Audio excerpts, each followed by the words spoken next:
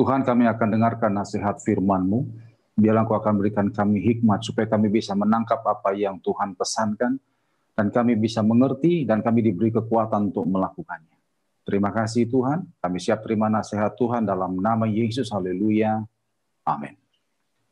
Shalom Bapak Ibu, kita akan belajar firman Tuhan, buka bersama dengan saya Kitab Ayub, pasal 1 ayat 1 sampai ayat yang ke-12.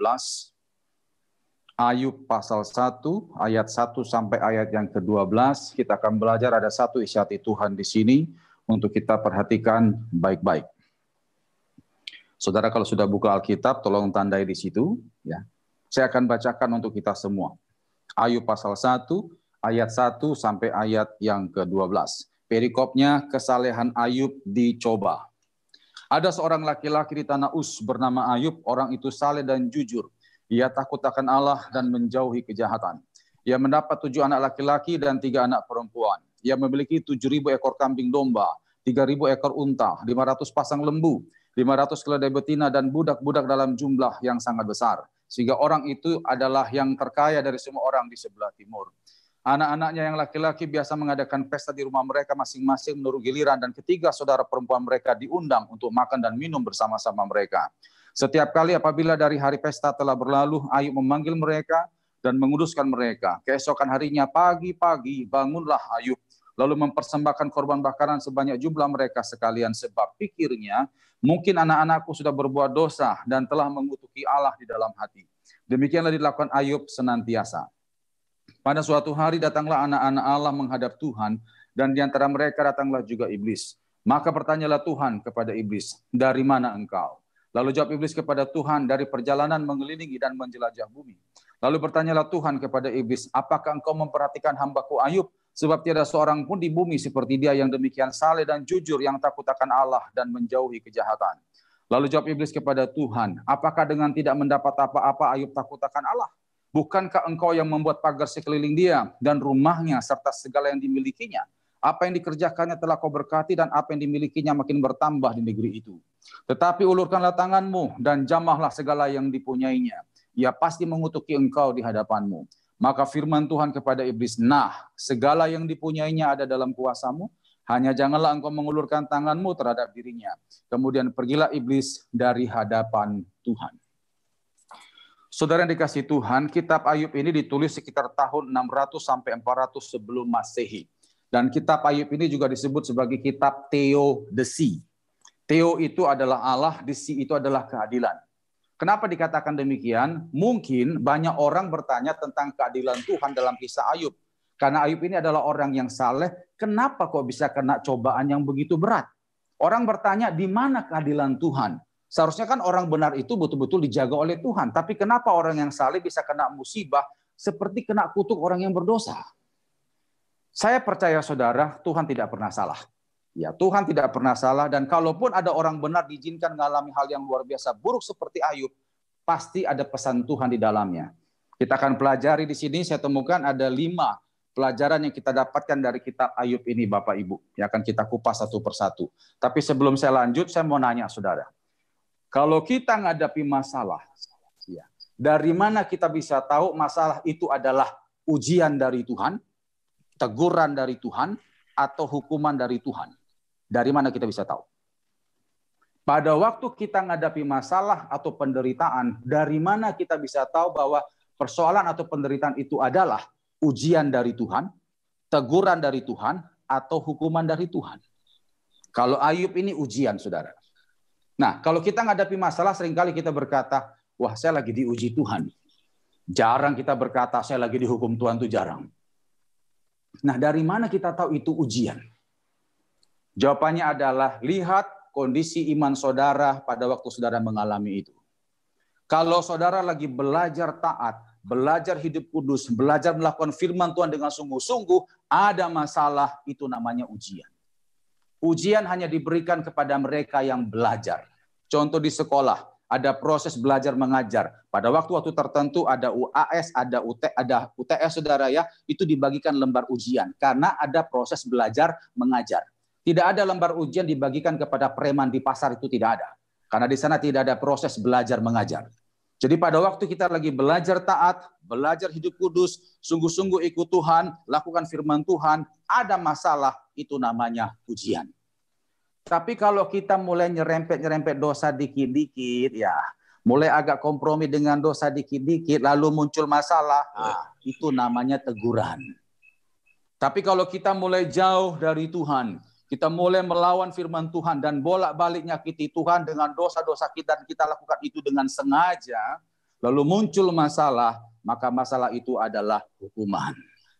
Jadi saudaralah yang tahu persoalan yang saudara hadapi ini adalah ujian, teguran, atau hukuman.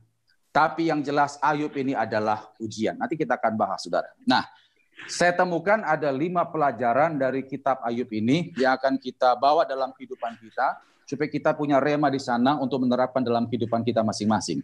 Pelajaran yang pertama, mari buka kitab Ayub pasal 1 ayat 1. Ayub pasal 1 ayat 1. Dikatakan di situ, ada seorang laki-laki di tanah Uz bernama Ayub. Orang itu saleh dan jujur. Ia takut akan Allah dan menjauhi kejahatan.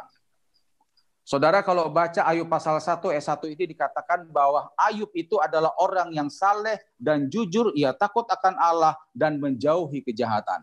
Pernyataan bahwa Ayub itu saleh, jujur, takut akan Allah dan menjauhi kejahatan, kalau saudara perhatikan di kitab Ayub ini, itu diulang sampai 3 kali, saudara. Diulang sampai 3 kali, yaitu pada Ayub pasal 1 ayat 1, lalu Ayub pasal 1 ayat 8, dan Ayub pasal 2 ayat 3. Dan yang luar biasanya, ada 2 ayat yang keluar dari mulut Tuhan sendiri. Yaitu Ayub pasal 1 ayat 8 dan Ayub pasal 2 ayat 3. Nah, saudara, saya percaya kalau Tuhan yang menilai, itu pasti benar. Manusia kalau menilai, itu pasti ada yang salah. Jadi kalau Tuhan katakan bahwa Ayub itu saleh, jujur dan takut akan Allah, itu adalah betul-betul dan betul, saudara. Ya, karena Tuhan tidak pernah salah dalam menilai seseorang. Nah, cuman masalahnya begini, Bapak Ibu. Sekalipun Ayub itu saleh dan kesalehannya diakui oleh Tuhan, ternyata dia juga tetap kena masalah. Dia kena bencana, saudara. Nah, ini bukankah pemahaman yang seringkali bertentangan dengan pikiran kita? Kita sering berpikir kalau kita semakin dekat dengan Tuhan, maka kita semakin dilancarkan. Jalan itu lempang seperti jalan tol, tidak ada masalah. Siapa bilang? Mungkin kita punya pemahaman itulah, tapi coba jujur Bapak Ibu. Berapa banyak gerutuan kita ke Tuhan dan kita berkata, Tuhan, aku sudah pelayanan. Aku sudah lakukan ini itu. Kenapa kau ambil orang yang kukasihi? Tuhan, aku kan sudah bantu pelayanan. Aku sudah sumbang ini. Aku sudah lakukan pelayanan yang luar biasa. Semua sudah kuberikan untuk Tuhan. Tapi kenapa kau izinkan musibah dan mempersulit hidupku? Kenapa? Bukankah kita sering ngomong begitu Bapak Ibu? Ya. Saudara, ingat. Kalau kita ikut Tuhan, tidak ada jaminan, tidak ada masalah. Ini pelajaran yang pertama, orang benar tidak kebal terhadap penderitaan. Orang benar tidak ada penderitaan. Jadi saudara, kalau saudara menghadapi masalah, saudara jangan menggerutu dan ungkit-ungkit kebaikan saudara, seolah-olah supaya saudara bisa menuntut Tuhan itu menghalau masalah itu dari saudara. Tidak perlu seperti itu. Ya, justru kita harus akui Bapak Ibu bahwa karena kita hidup benarlah kita masuk dalam masalah. Karena kebenaran hidup Daniel lah maka dia masuk gua singa. Karena kebenaran hidup Sadrak, Mesak, Abednego lah maka mereka masuk tungku perapian. Justru karena kita jujur di kerjaan banyak orang iri Bapak Ibu. Mereka berkata lu penjilat cari muka.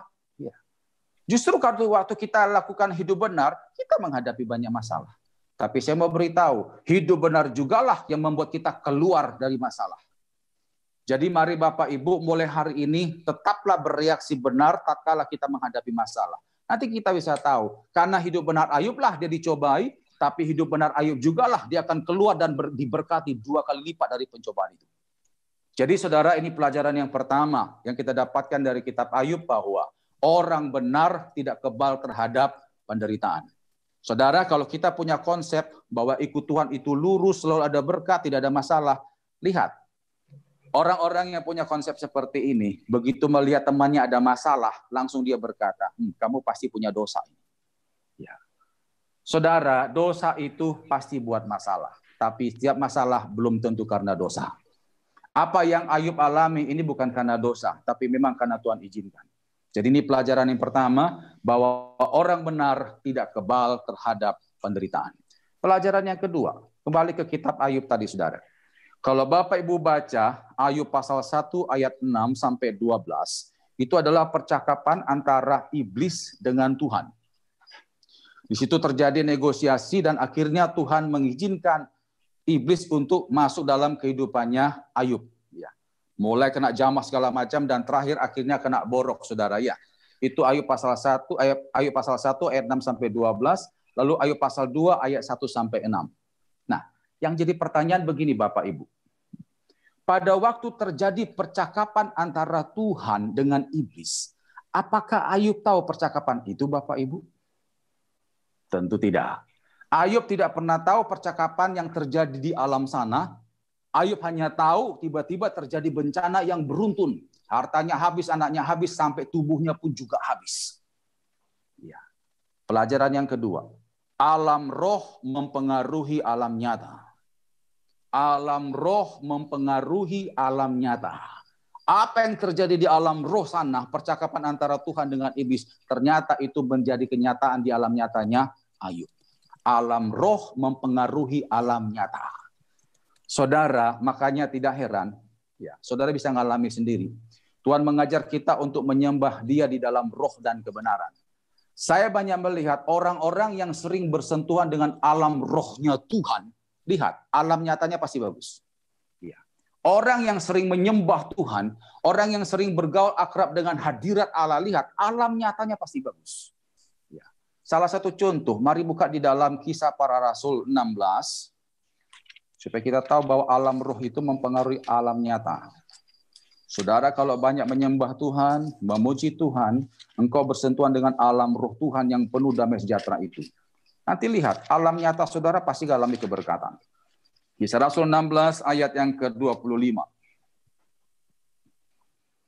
Kisah Rasul 16 ayat 25 dikatakan di sana. Tetapi kira-kira tengah malam, Paulus dan Silas berdoa dan menyanyikan puji-pujian kepada Allah.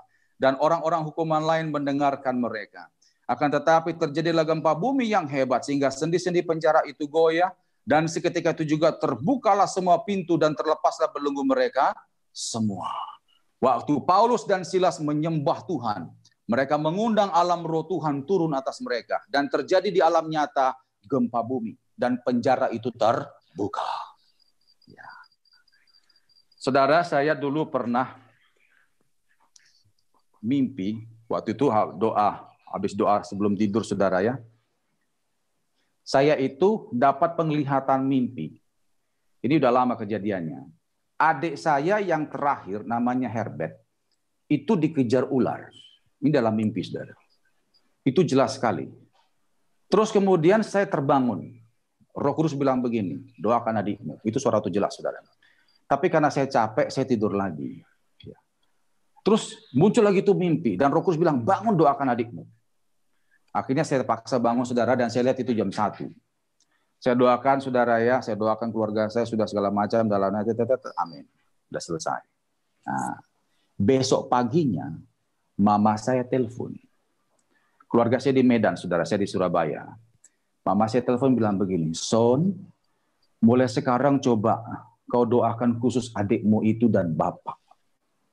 Loh, kenapa mak saya tanya? Aduh, tadi malam itu bapak sama si Ebet itu bertengkar luar biasa parah. Ya, jadi rupanya adik saya ini pulang kebaktian terlalu malam. Kami tinggal di Belawan, saudara ya. Belawan sama Medan itu sekitar 1 jam.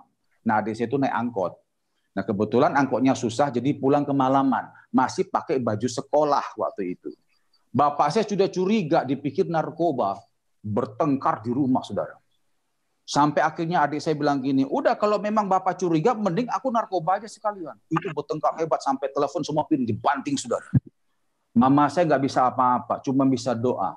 Terus mama saya bilang gini, tiba-tiba mereka berhenti bertengkarnya dan diam. Langsung masuk kamar masing-masing dan sekarang lagi diam. Saya kaget waktu mama saya bilang, tiba-tiba mereka berhenti waktu lagi perang itu, lagi berdebat itu. Saya tanya, berhentinya jam berapa, Mak? Mama saya bilang sekitar jam 1. Itu pas saya doa, saudara. Waktu saya doa di Surabaya, saya berdoa supaya kuasa Tuhan jamah keluarga saya. Itu Tuhan terjadi di alam nyata di Medan sana, saudara. Hal seperti ini banyak kami alami, saudara. Kalau saya tidak panjang. Dan saya yakin juga Bapak Ibu pernah mengalami itu. Saudara juga mungkin pernah mengalami sakit di alam nyata saudara. Lalu saudara menyembah Tuhan, hadirat Tuhan akhirnya menyembuhkan saudara. Jadi ini saudara kita dapatkan bahwa alam roh mempengaruhi alam nyata. Makanya saudara, di tengah-tengah sekarang kita ini mungkin lagi sulit untuk ibadah di gereja. Undanglah hadirat Tuhan di rumah tangga saudara. Undanglah hadirat Tuhan di rumah saudara.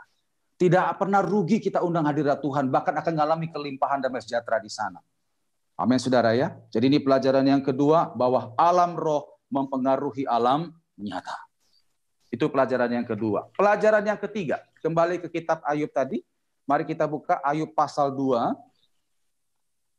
ayat 11 sampai ayat yang ke-13. Ayub pasal 2, ayat 11 sampai ayat 13.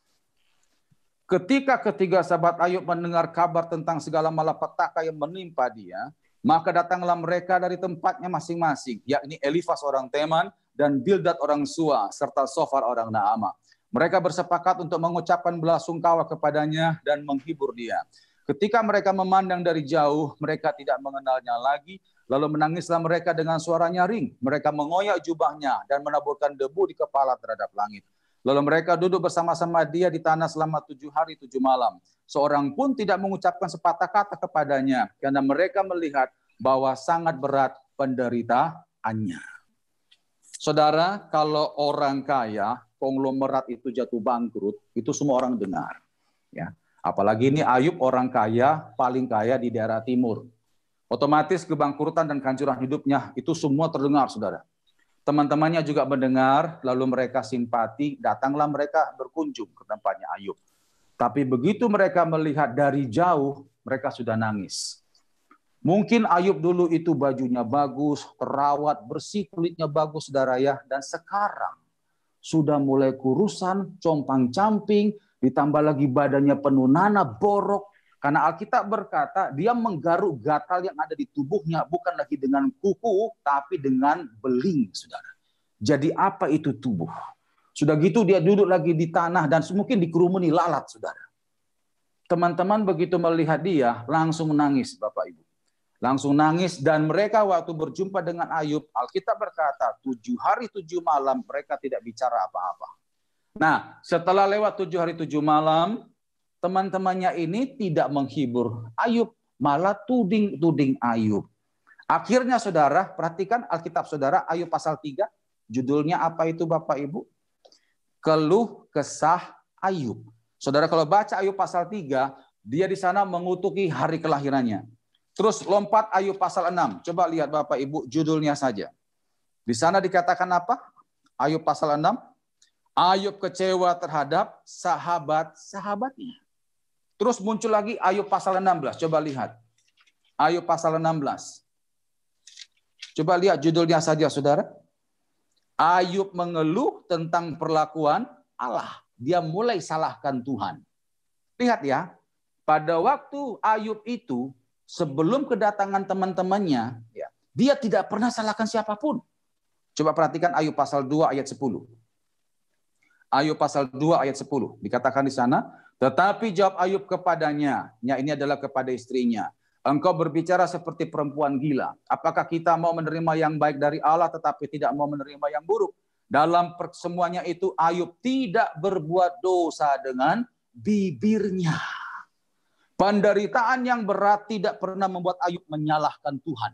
Tapi begitu 3 orang temannya datang, mulai dia salahkan hari kelahirannya, dia mulai salahkan teman-temannya, berdebat di situ, dan terakhir dia tuding-tuding dan salahkan Tuhan.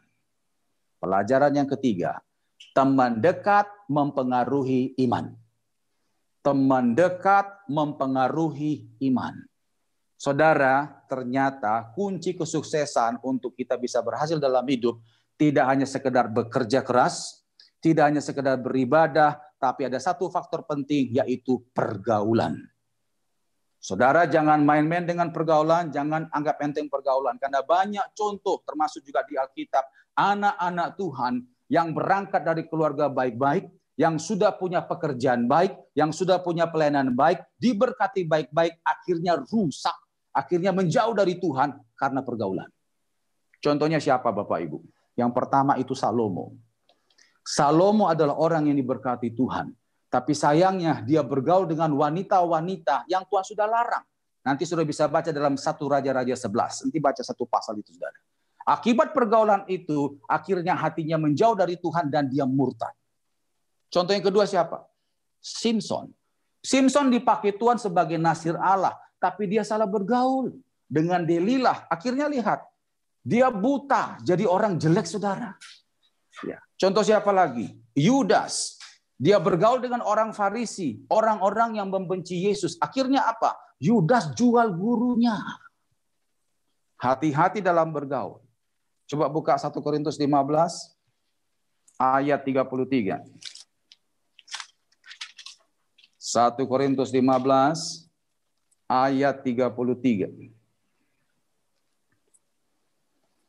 Dikatakan di sana, janganlah kamu sesat.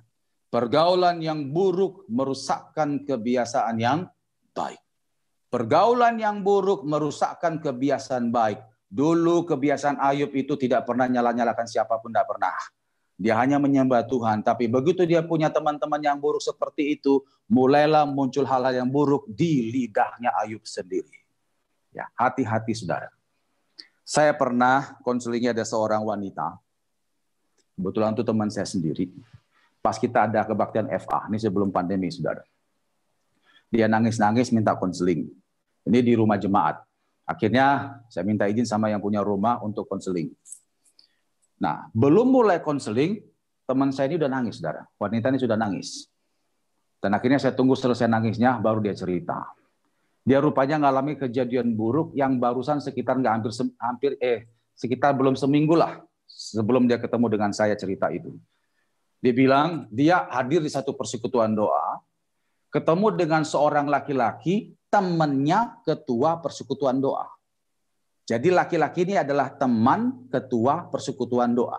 Nah, kalau kita jadi dia, ketemu dengan seorang yang teman ketua persekutuan doa, pasti image kita orang ini bagus. Karena temannya ketua persekutuan doa. Akhirnya ngobrol-ngobrol lah.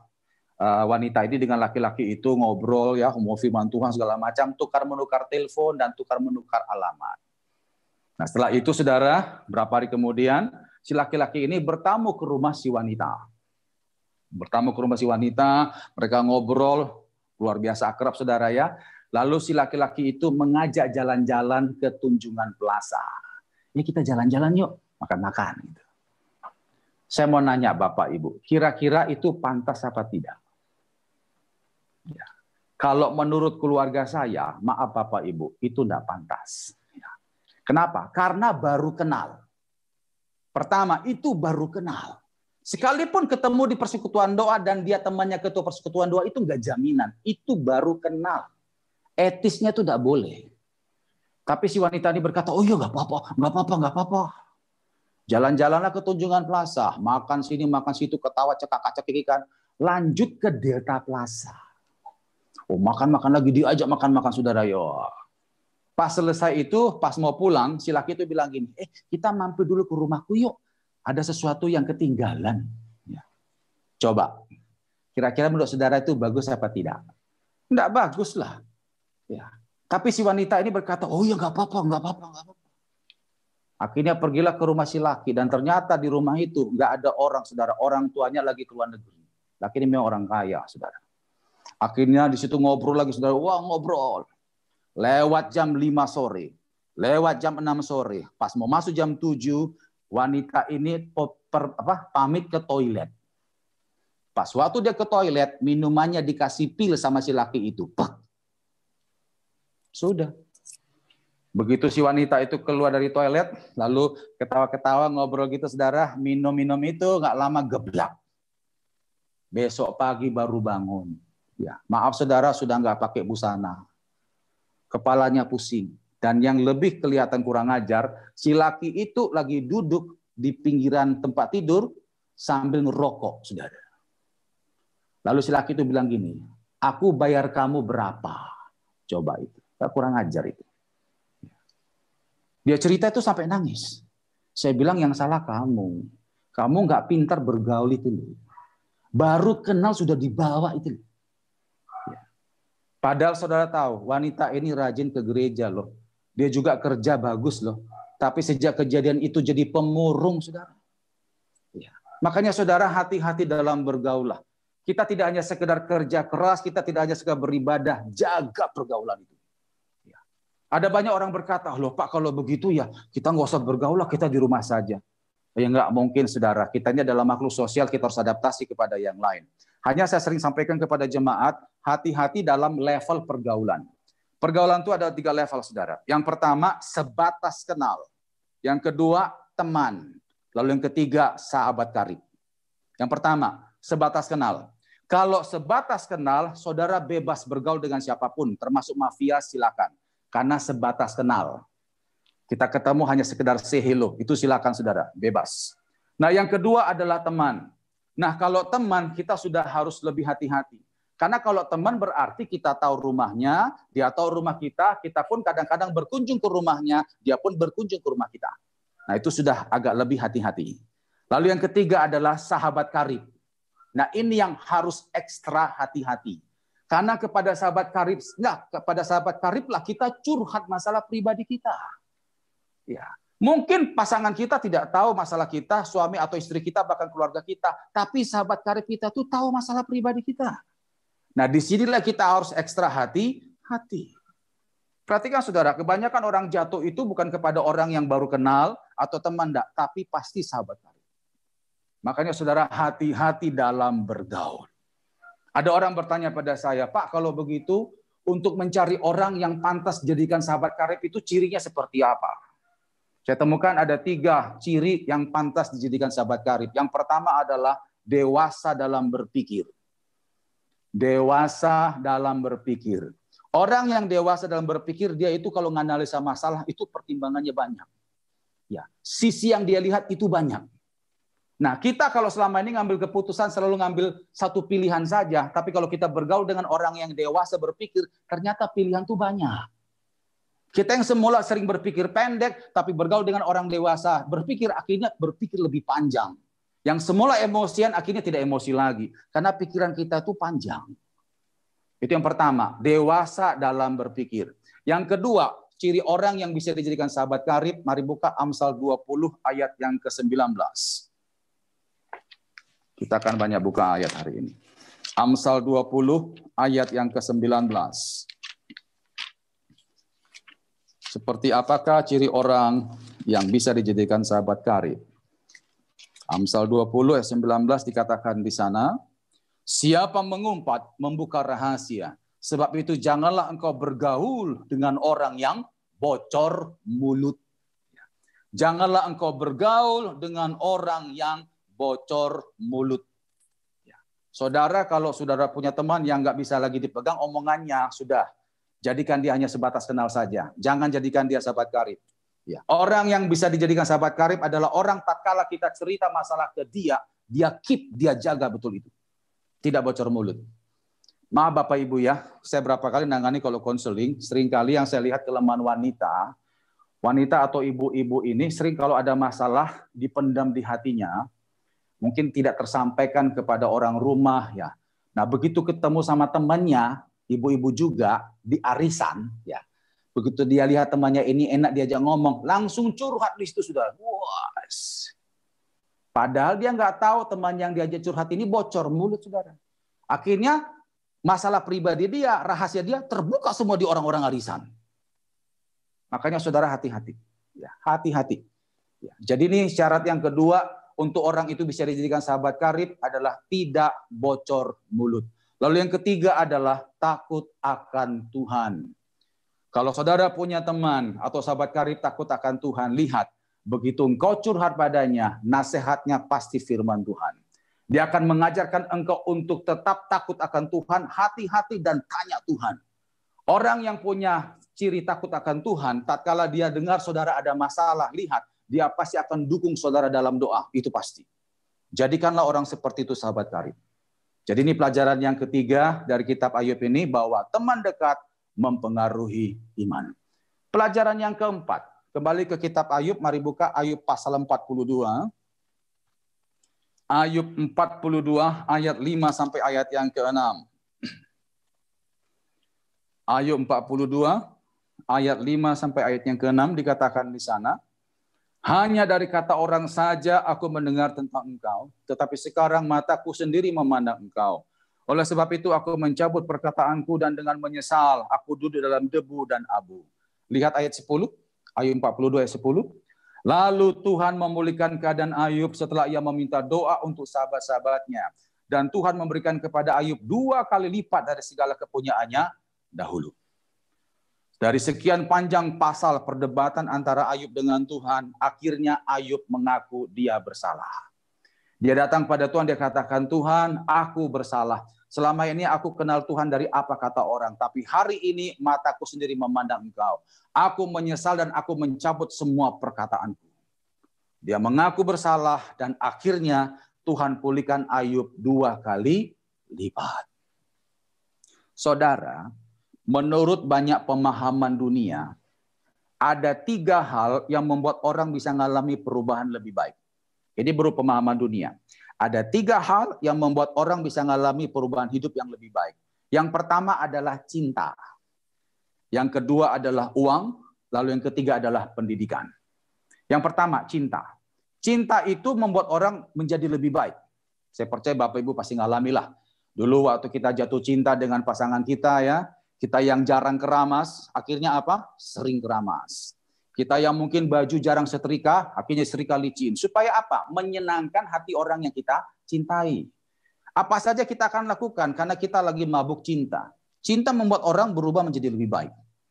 Yang kedua adalah uang. Kalau ini kita sudah tahu bersamalah. Orang yang punya uang banyak dengan uang sedikit itu beda. Lalu yang ketiga adalah pendidikan.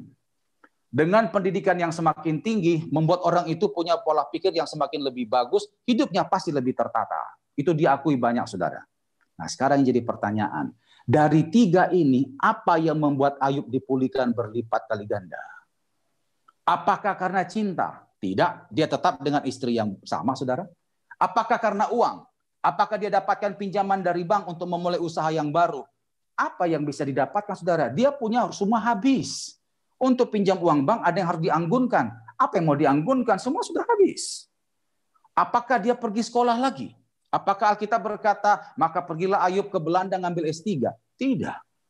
Lagian juga saudara, sekolah mana mau menerima orang borok? Ya, itu borok dan bau saudara. Ayub dipulihkan bukan karena dapat cinta baru. Ayub dipulihkan bukan karena dapat pinjaman uang. Ayub dipulihkan bukan karena pendidikan. Tapi Ayub dipulihkan karena pengakuan dosa. Jadi pelajaran yang keempat. Pengakuan dosa menghasilkan pemulihan. Pengakuan dosa menghasilkan pemulihan.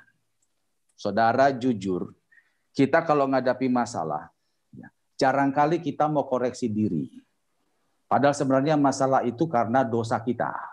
Kita seringkali cuma supaya Tuhan itu langsung memulihkan keadaan kita, menyembuhkan sakit kita, langsung membuat masalah kita tuh cepat selesai. Tapi jarang kita datang ke Tuhan membereskan dahulu dosa-dosa kita. Saudara, saya mau beritahu bahwa dosa adalah penghalang berkat yang tidak kelihatan. Selama dosa itu tidak dibereskan, maka doa saudara sekalipun 1000 kali saudara naikkan, maka 1000 kali pun juga tidak akan dijawab. Buka dalam Yakobus pasal 5. Yakobus pasal 5 ayat yang ke-16a. Yakobus pasal 5 ayat 16a.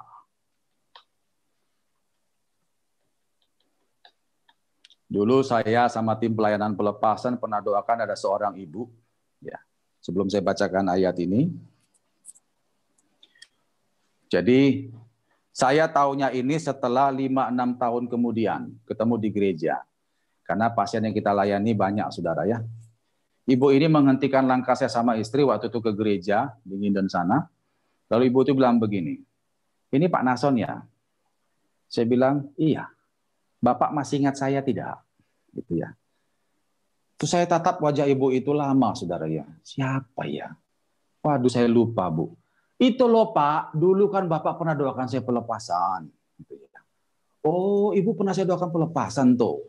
Iya Pak. Saya tanya, kapan itu Bu? Sekitar 5-6 tahun yang lalu. Ya, itu mana saya ingat kalau 5-6 tahun yang lalu saya katakan begitu. Terus dia bilang begini, itu loh Pak, waktu itu saya datang dengan suami saya yang pegang perut merintih kesakitan. Nah, waktu dia katakan itu, saudara, saya baru ingat. Karena cuma dia yang datang dengan model seperti itu. Nah, baru saya ingat, oh iya. Nah, ternyata dia cerita, waktu itu dia datang, itu dia lagi sakit kanker kandungan stadium akhir, saudara. Mereka baru menikah, belum punya anak, kandungan harus diangkat. Itu petaka, saudara. Kiamat bagi seorang wanita. Karena tidak bisa menghasilkan keturunan. Lalu akhirnya dia cerita, waktu dia dengar saya sampaikan firman Tuhan, karena sebelum kita udah pelepasan itu ada pengarahan dulu, situ memang saya agak keras. Saya katakan kalau engkau tidak membereskan dosa, jangan harap Tuhan jamah engkau hari ini, saya bilang begitu. Kami hanya hamba Tuhan dan tidak ada hamba Tuhan yang sakti di sini. Kalau engkau ingin sungguh-sungguh disembuhkan Tuhan, bereskan dosamu. Lalu kita beberkan dosa-dosa itu, saudara. Karena kita suruh untuk pengakuan dosa, kita isi formulir itu apa saja yang dosa harus dibereskan. Nah, ternyata saudara, dia punya kesalahan yang waktu itu tidak kita konseling pribadi, waktu itu pengarah secara umum. Nah, dia mengaku dia pernah nyumpahi mamanya. Dia pernah mengutuki mamanya. Akhirnya karena dengar pengarahan itu, akhirnya dia bertobat, saudara. Nah, waktu kita doakan pelepasan, tidak ada teriak-teriak, tidak ada manifest, tidak ada. Tapi dia bilang, habis pengarahan itu, habis pelepasan itu, malam itu juga dia ke rumah mamanya dengan suaminya itu, lalu dia bereskan dan dia nangis, saudara. Dia peluk mamanya sampai berlutut depan mamanya, dia doakan mamanya cabut kata-kata sumpah dan kutuk itu. Ya, lalu saling mengampunilah kedua-duanya, saudara ya. Nah, selesai. Lalu akhirnya dia cerita, besok pagi itu mesbah keluarga dia dengan suaminya. Nah, waktu mesbah itu selesai, tiba-tiba dia kebelet, saudara. Pergilah dia ke kamar mandi, dan begitu di WC itu, saudara, itu pendarahan hebat. Bleeding, saudara. Jadi pendarahan sampai gumpal-gumpal, saudara. Sampai dia teriak di kamar mandi, dia panggil suaminya, dan suaminya begitu melihat, pendarahan luar biasa, saudara, langsung hari itu juga dibawa ke rumah sakit. Begitu sampai di rumah sakit diperiksa, kanker itu sudah tidak ada. Jadi Tuhan bersihkan semua kanker itu di kamar mandi itu, Bapak Ibu. Ya. Dan setiap waktu dia cerita begitu, saya tanya, loh, berarti ibu sudah sembuh kankernya dan sekarang sudah punya anak? Akhirnya dia bilang, iya Pak, saya sudah punya anak 2. Itu luar biasa, saudara. Nah, itu terjadi kenapa? Apakah karena dia pergi ke satu tempat? Tidak. Itu terjadi karena pengakuan dosa. Kasus-kasus begini banyak kami tangani, Bapak Ibu. Kami punya prinsip, selama dosa itu tidak dibereskan, doa bagaimanapun, tangking-tangking bagaimanapun, tidak ngefek, Bapak Ibu. Mari buka ayatnya, Yakobus 5. Yakobus 5 ayat 16 dikatakan di sana, karena itu hendaklah kamu saling mengaku dosamu dan saling mendoakan supaya kamu sembuh. Jadi kesembuhan itu terjadi bukan hanya sekedar doa, saudara, tapi harus ada pemberesan dosa. Ya. Jadi ini pelajaran keempat yang kita dapatkan di sini bahwa pengakuan dosa menghasilkan pemulihan. Ayub dipulihkan bukan karena dapat cinta baru, bukan karena uang atau pendidikan, tidak, tapi karena mengaku dosa. Pelajaran yang kelima, yang terakhir. Mari buka Ayub 42, ayat yang ke-7 sampai ayat yang ke-10. Pelajaran yang kelima, yang terakhir, Ayub 42, ayat 7 sampai 10, dikatakan di sana.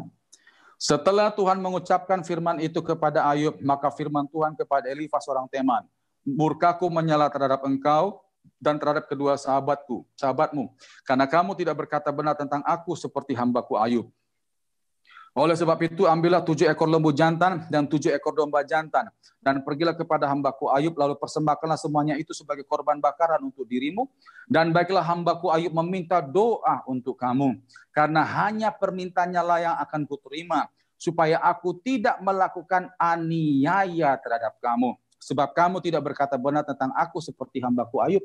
Maka pergilah Elifas orang Teman, Bildad orang Sua, dan Sofar orang Naamah. Lalu mereka melakukan seperti apa yang difirmankan Tuhan kepada mereka, dan Tuhan menerima permintaan Ayub.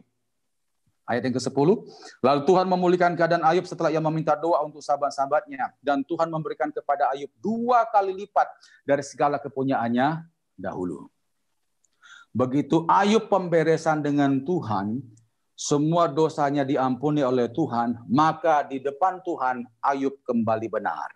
Dan lihat, begitu Ayub datang ke Tuhan merendah dan benar di mata Tuhan, perhatikan, Tuhan akhirnya berurusan dengan teman-teman Ayub yang membuat Ayub jatuh dalam dosa.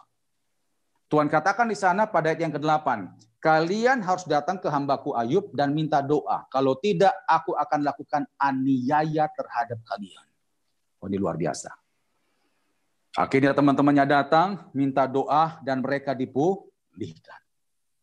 Pelajaran yang kelima, yang terakhir, bahwa kalau kita hidup benar di mata Tuhan, maka orang-orang yang mendakwa kita akan Tuhan bungkam, saudara. Kalau kita hidup benar di hadapan Tuhan, maka orang-orang yang mendakwa kita, yang menekan kita, yang memusuhi kita, Tuhan akan bikin bungkam. Dan yang luar biasa, saudara, ada 2 perlakuan Tuhan terhadap orang-orang yang memusuhi kita. Ya. Yang penting kita bersikap benar, ya.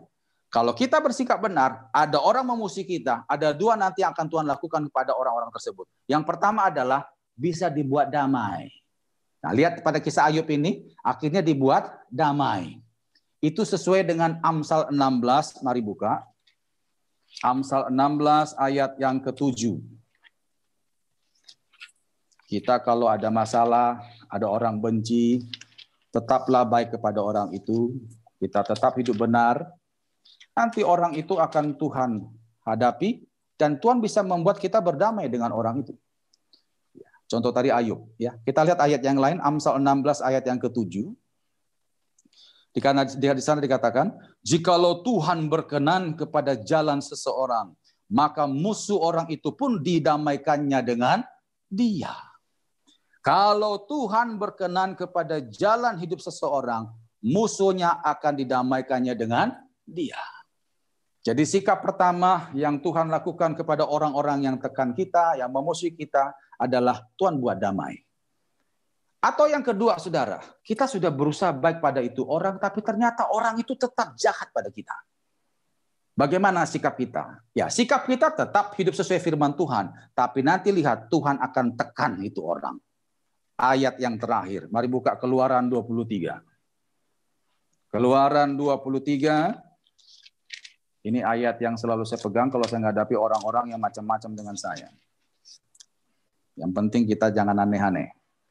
Keluaran 23 ayat 20 sampai 22. Kita bersyukur kita punya Allah yang luar biasa yang tidak akan tinggal diam tatkala ia melihat anak-anaknya diganggu. Yang penting kita jangan aneh-aneh. Keluaran 23 ayat 20 sampai 22.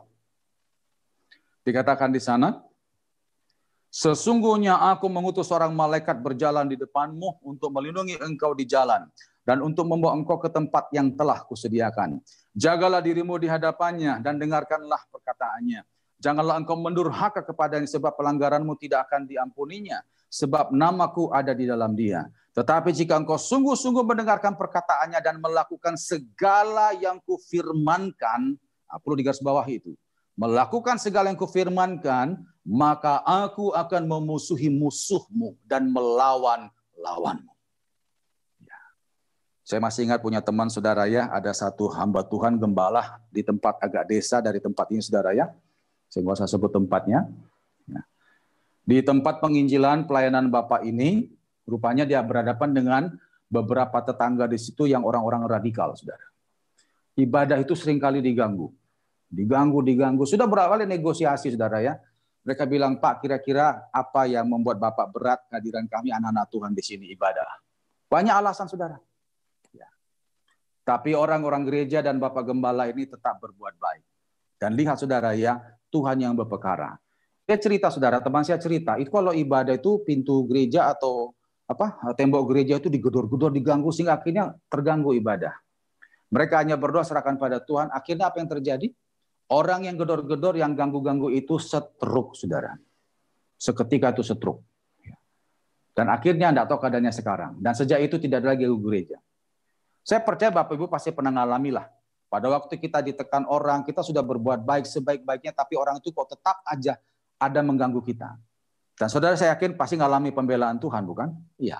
Saya juga ngalami, saudara ya. Yang penting kita jangan aneh-aneh, kita tetap berdamai pada orang, tapi kalau orang itu ada berbuat jahat, serahkan pada Tuhan. Allah yang kita sembah akan bertindak membela kita. Jadi belajar dari kitab Ayub ini, bahwa pelajaran yang kelima, pada saat kita hidup benar, maka semua musuh kita akan Tuhan buat bungkam. Ada dua perlakuan Tuhan terhadap orang-orang yang menekan kita. Yang pertama, bisa jadi sahabat kembali, didamaikan. Atau yang kedua, Tuhan akan berurusan keras dengan orang tersebut. Tugas kita hanya satu, yaitu tetap berbuat benar. Jadi pelajaran hari ini tentang kitab Ayub, ada 5 saudara yang saya bacakan lagi kembali. Yang pertama, orang benar tidak kebal terhadap penderitaan. Yang kedua, alam roh mempengaruhi alam nyata. Lalu yang ketiga, teman dekat mempengaruhi iman. Yang keempat, pengakuan dosa menghasilkan pemulihan. Lalu yang kelima, kita hidup benar, maka Tuhan akan membungkam para pendakwah dan bisa mendamaikannya. Pada waktu kita hidup benar, Tuhan akan berurusan dengan para musuh dan lawan kita. Nah, sampai di sini mungkin Bapak Ibu ada yang mau ditanyakan, ada yang mungkin belum mengerti di penjelasan saya, bisa ditanyakan.